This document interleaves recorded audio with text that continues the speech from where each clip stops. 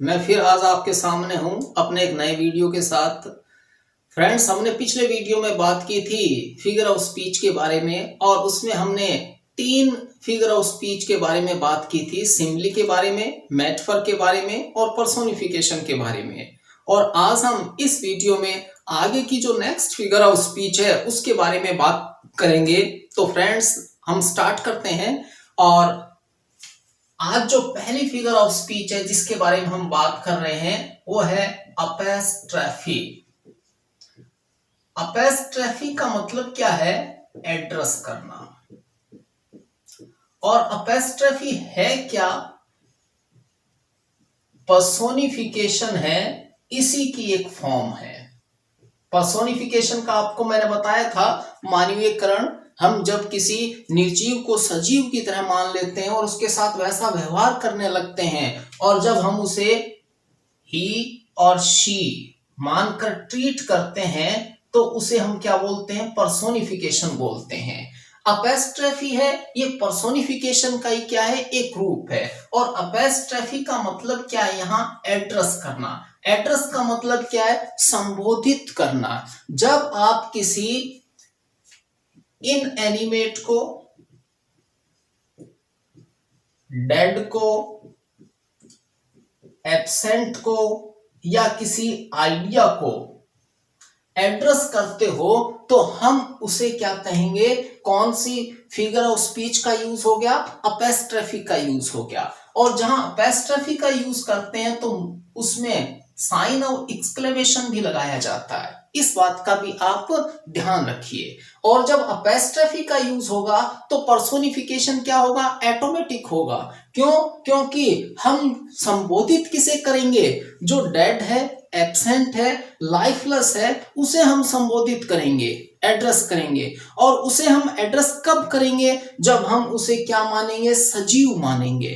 तो जब अपोस्ट्रोफी का यूज होगा तो पर्सोनिफिकेशन क्या है? ऑटोमेटिक होगी। अब फॉर एग्जांपल हम देखते हैं, हमने लिखा O death where is thou sting. Sting का मतलब क्या है? पेन। दूसरा हमने एग्जांपल लिखा frailty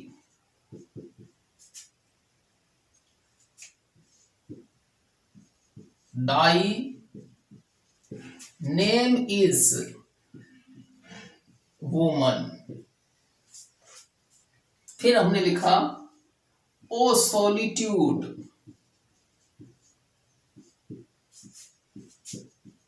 where is thou charms.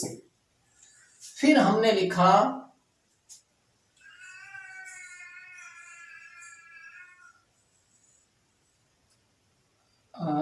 लिखा देखिए, move on, move on thou ओ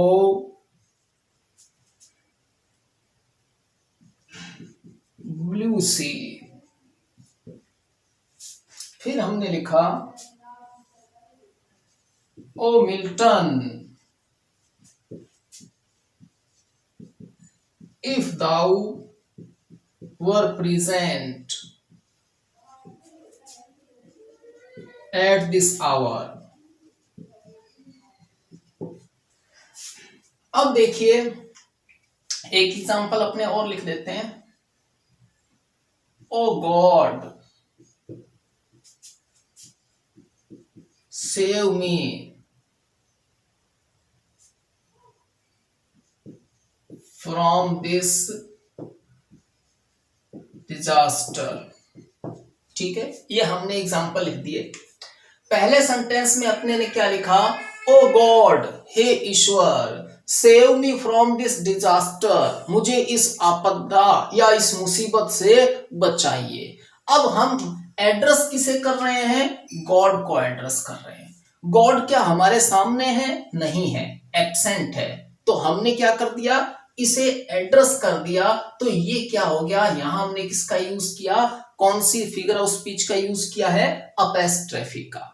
फिर हमने लिखा O death where is thy, thy लिखना यहाँ, वेयर इज दाई स्टिंग, ओ मृत्यु तुम्हारा जो दर्द है वो दर्द कहाँ है। हमने एड्रेस किसे किया, डेथ को एड्रेस किया, ठीक है, और डेथ को हम एड्रेस करके उससे बात कर रहे हैं, संबोधित कर रहे हैं उसे, तो ये इसका पर्सोनिफिकेशन भी हो गया और यहाँ किसका यूज हो गया, अपेस्ट्रफी का भी यूज हो गया।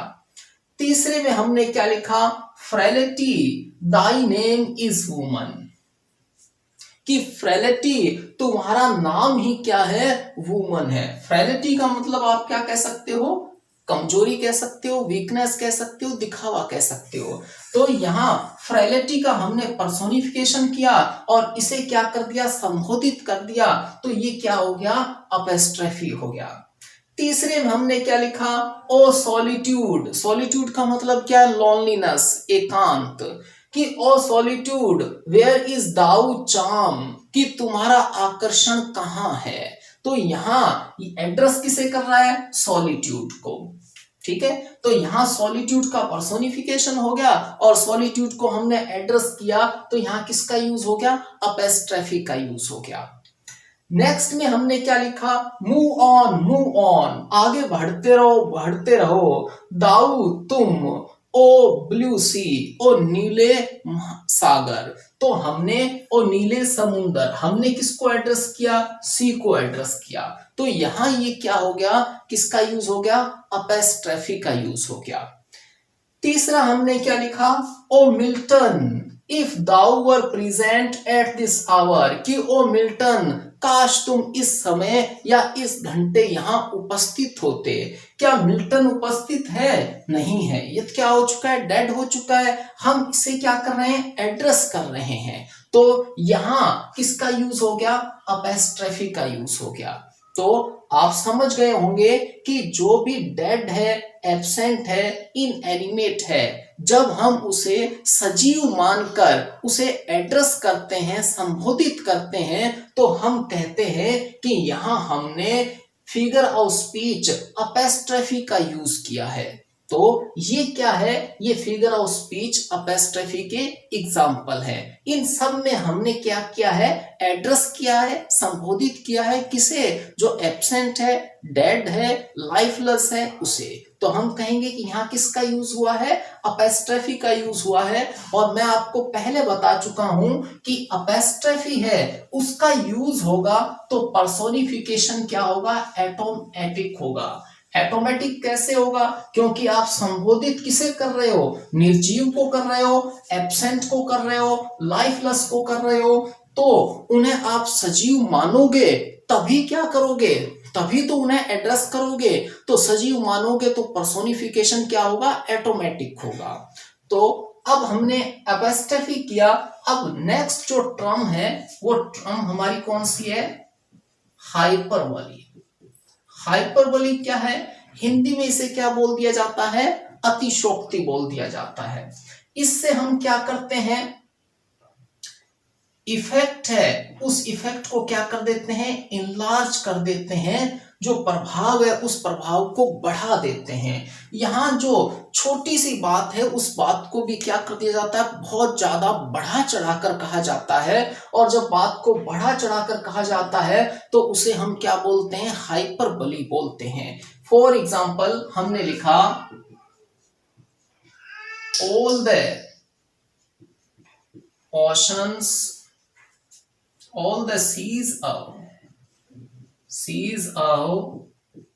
Arabia will not sweeten this little hand.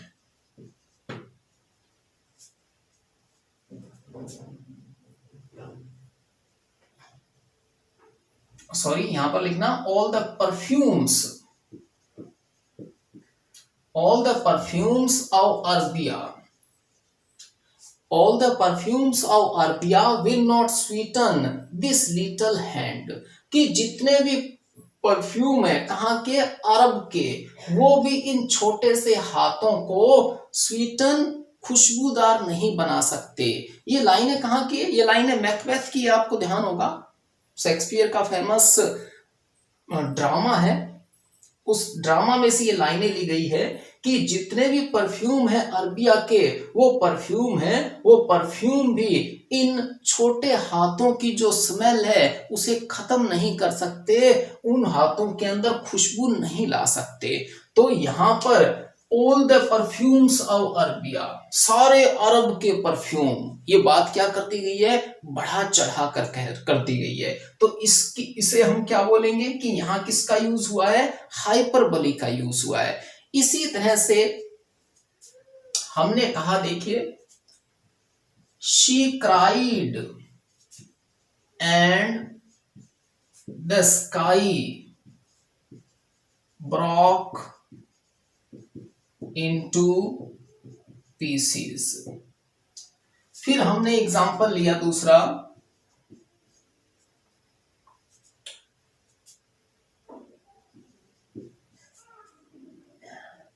Next example हमने लिया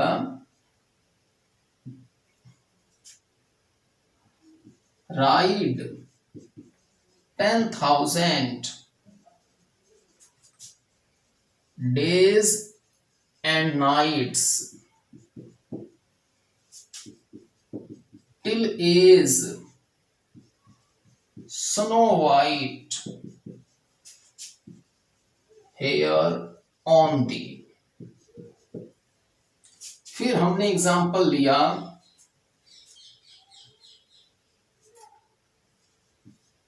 we met since ages। फिर हमने एग्जांपल लिया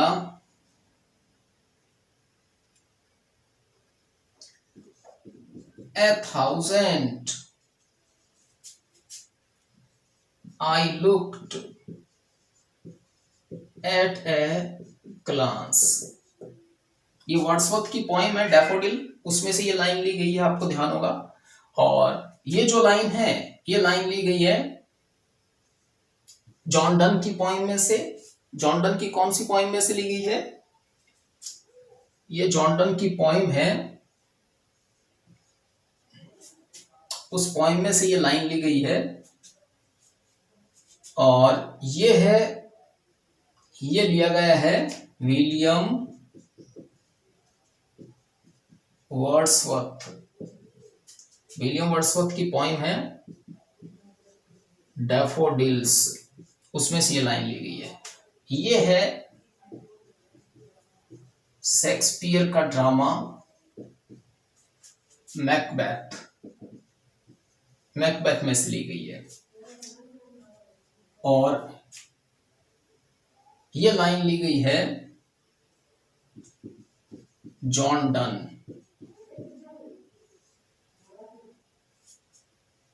जॉन डन की पोएम है, ये जो लाइन है ये जॉन डन की पोएम में से ली गई है। कौन सी poem? Go and catch a falling star में से। अब हम इन लाइनों को देखते हैं। पहली लाइन के बारे में हम डिस्कस कर चुके हैं, all the perfumes of Arabia will not Sutton this little hand, कि छोटे से ये जो मेरे हाथ हैं इनको खुशबूदार सारे जो अरब के परफ्यूम है वो भी नहीं कर सकते। तो यहां बात को क्या कर दिया गया? बहुत बढ़ा चढ़ाकर कर दिया गया है। और दूसरे में शी क्राइड, वह चिल्लाई, and the sky broke into pieces, और आकाश है उसके टुकड़े हो गए। तो चिल्लाने से आकाश के टुकड़े नहीं होते, ये बात क्या कर दी गई है? बहुत बढ़ा चढ़ाकर कह दी गई है। तो हम कहेंगे कि यहाँ कौन सी फिगर ऑफ स्पीच का यूज हुआ है? हाइपरबोलिक का। तीसरे में हमने क्या लिखा? राइट 10,000 डेज, कि 10,000 दिनों तक, एंड नाइट्स, और रात तक यात्रा करो, till a snow white hair on the, जब तक कि उम्र तुम्हारे बालों को सफेद ना कर दें। तो 10,000 दिन और रात की ना तो यात्रा होती है कंटिन्यू, और ना ही ऐसा करने से कोई बाल सफेद हो जाते हैं। तो यहां भी किसका यूज हुआ है? हाइपरबोली का यूज हुआ है। किसने यूज हुआ? ये जॉन डन की पोएम है गो and catch a falling star, उसमें पोइट ने यूज किया है। फिर नेक्स्ट क्या है, वी मेट सिंस एजेस, कि हम मिले कब से, युगों से, कि युग हो चुके हैं हमें मिले हुए। तो यहां भी क्या है, हाइपरबोली का यूज हुआ है कि हमें मिले हुए क्या हो चुके थे, एज बीत चुकी थी, युग बीत चुका था। फिर नेक्स्ट क्या है, I a thousand I looked at a glance, कि 1000 जो फूल थे डैफोडिल के उन्हें मैंने देखा, कैसे, एक नजर में।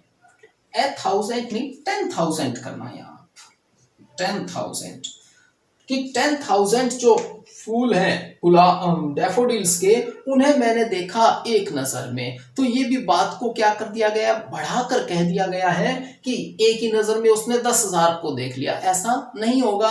ये बात को बढ़ाकर कह दिया गया, किस लिए, सेंटेंस को इफेक्टिव बनाने के लिए, इंप्रेसिव बनाने के लिए और अट्रैक्टिव बनाने के लिए। तो जब हम सेंटेंस को इफेक्टिव, अट्रैक्टिव और इंप्रेसिव बनाने के लिए किसी बात को बहुत ज्यादा बढ़ा देते हैं तो उसे हम क्या बोलते हैं, हाइपरबोली बोलते हैं।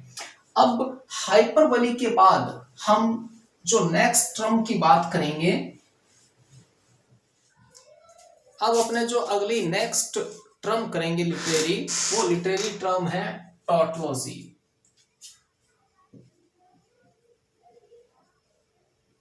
टॉटोलॉजी है, टॉटोलॉजी का मतलब क्या है, देखिए टॉटोलॉजी क्या है, अननेसेसरी रिपीटिशन। किसका रिपीटिशन, वर्ड का रिपीटिशन, आइडियाज का रिपीटिशन। जब हम किसी वर्ड को या किसी विचार को बार बार रिपीट करते हैं, और वो रिपीट भी कैसे करते हैं, अननेसेसरी करते हैं, जहां पर उसे रिपीट करने की, दोहराने की कोई आवश्यकता नहीं होती, तो उसे क्या कहा जाता है, उसे कहा जाता है टॉटोलॉजी।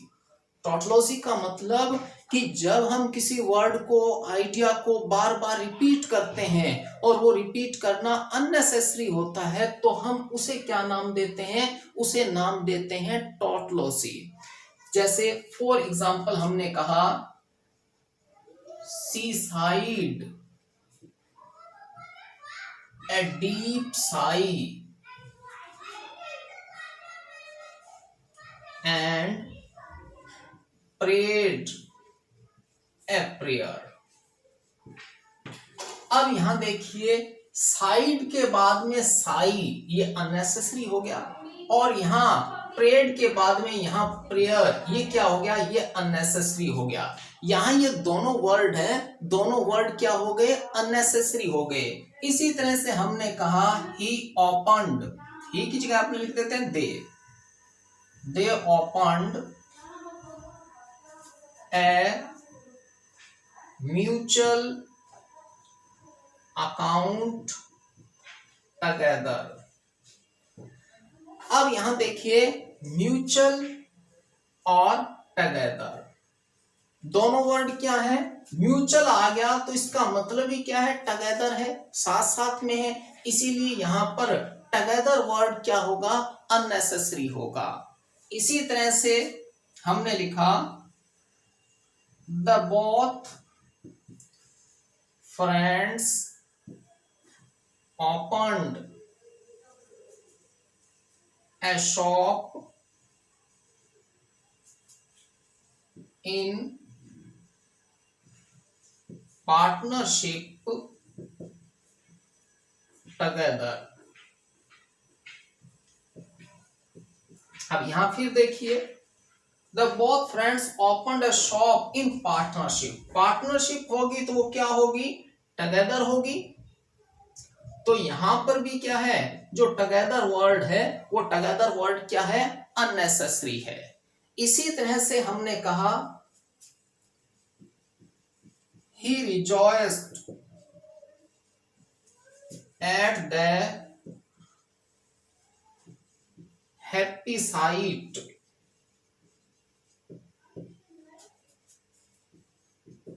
with extreme joy।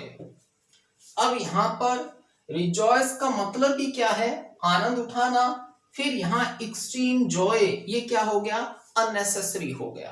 तो इसे हम क्या बोलेंगे? इसे हम बोलेंगे टॉटेलॉजी। टॉटेलॉजी का मतलब क्या है कि जब हम अननेसेसरी रिपीटिशन करते हैं, किसी वर्ड का अननेसेसरी रिपीटिशन करते हैं या किसी आइडिया का अननेसेसरी रिपीटिशन करते हैं और उसे बार बार दोहराते हैं, सिर्फ किसके लिए? लाइनों को पूरा करने के लिए, सेंटेंस को बढ़ाने के लिए, तो उसे हम क्या बोल देते हैं? टॉटेलॉजी बोल देते हैं। वैसे टॉटेलॉजी है, ये टॉटेलॉजी क्या लगती है? इंप्रेसिव नहीं लगती। हमारा सेंटेंस है उसमें इंप्रेसिव नहीं लगती। क्यों? क्योंकि अननेसेसरी वर्ड है, उनका बार बार यूज होता है, तो उसका इफेक्ट अच्छा नहीं होता। लेकिन फिर भी क्या है कि कई पोइट हैं वो टॉटेलॉजी है इसका यूज करते हैं, किसके लिए? अपने सेंटेंस में इफेक्ट बढ़ाने के लिए। वैसे क्या है ये? वैसे अननेसेसरी है, अननेसेसरी वर्ड, अननेसेसरी आइडिया, उनको रिपीट करना ही क्या है? टॉटेलॉजी है।